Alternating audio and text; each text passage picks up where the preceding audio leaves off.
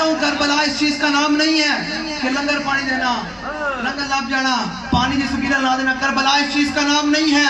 یہ جو ہم اصول برکت کے لیے کہتے ہیں، کربلا اس چیز کا نام ہے کہ اپنے پورے کنبے کو یزید کے خلاف لا کر کھڑے کر دینے کا نام ہے.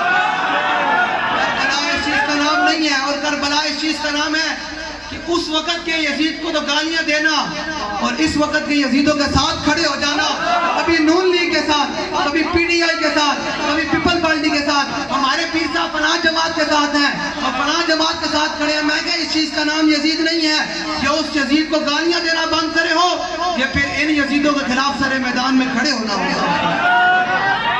یہ کیا بات ہے؟ میں نے کہا حسینیت اس کو کہتے ہیں اور امام حسین کا پیروکار اس کو کہیں گے جو ہر لمحہ، ہر دن، ہر سیکنڈ چھوٹے سے لے کر بڑے یزید کے خلاف یہی نعرہ لگائے کہ جو چاہو ستم کر لو اور بھی کھل کھیلو، پر ہم سے قسم لے لو کی ہو جو شکایت.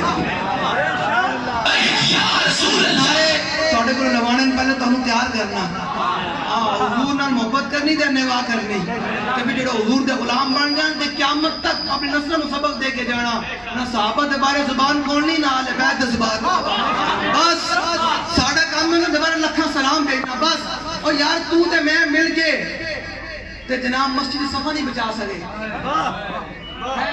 پیر مولوی سارے رل کے مسجد کی صفا نہیں بچا سکے. کرونا آیا تے 5-5 فٹ تے کھڑے ہو گئے.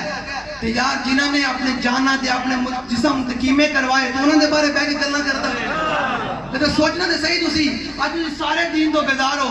جنوں گل کرو وہ چھڈو یار دین کیویں آنا. میں کہا دین جنہاں دے انشاءاللہ لے کے آگے لین گے انشاءاللہ. فیصلہ تسی کرنا. میں بالکل یاد رکھنا. لوگ کہتے ہیں مولویوں کا کیا سیاست سے تعلق؟ میں نے کہا مولویوں کا ہی تو سیاست سے تعلق ہے. انہاں چورا ڈاکیوں کا سیاست سے تعلق ہے.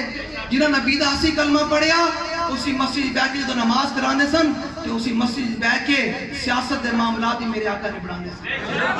سیاست دے معاملات بھی طے کرتے سن. اسی مسجد اگر میرے آقا نماز فجر پڑھانے سن تو اس سے فجر تو بعد میرے آقا فرمانے سن اب چلیے ہم نے بدر کی طرف جانا ہے، اب چلیے ہم نے احد کی طرف جانا ہے، اب حنین کی طرف جانا ہے، اب ہم نے تبوک کی طرف جانا ہے. یہ فلاں قافلہ فلاں کفار کے مقابلے میں جائے گا. ہم نے جن نبی کا کلمہ پڑھے ہیں وہ مذہبی بھی ہے اور سیاسی بھی ہے اور ہم حضور کے سیاسی نظام کی بات کرتے ہیں. اب فیصلہ آ گیا ہے. اب 2023 کے اندر آپ لوگوں نے فیصلہ کرنا ہے انشاءاللہ. اب آپ لوگوں نے فیصلہ کرنا ہے کہ آپ لوگوں نے امام حسین کی صف میں شامل ہونا ہے یا یزید کی صف میں شامل ہونا ہے. فیصلہ آپ کے ہاتھ میں ہے کہ ایک طرف کفر کا نظام کھڑا ہے اور ایک طرف محمد عربی کا دین کھڑا ہے. فیصلہ آپ لوگوں نے کرنا ہے. روز روشن کے سامنے شمع اڑا کر یہ کہتے ہیں کہ دیکھیے پروانہ ادھر جاتا ہے ادھر آتا ہے.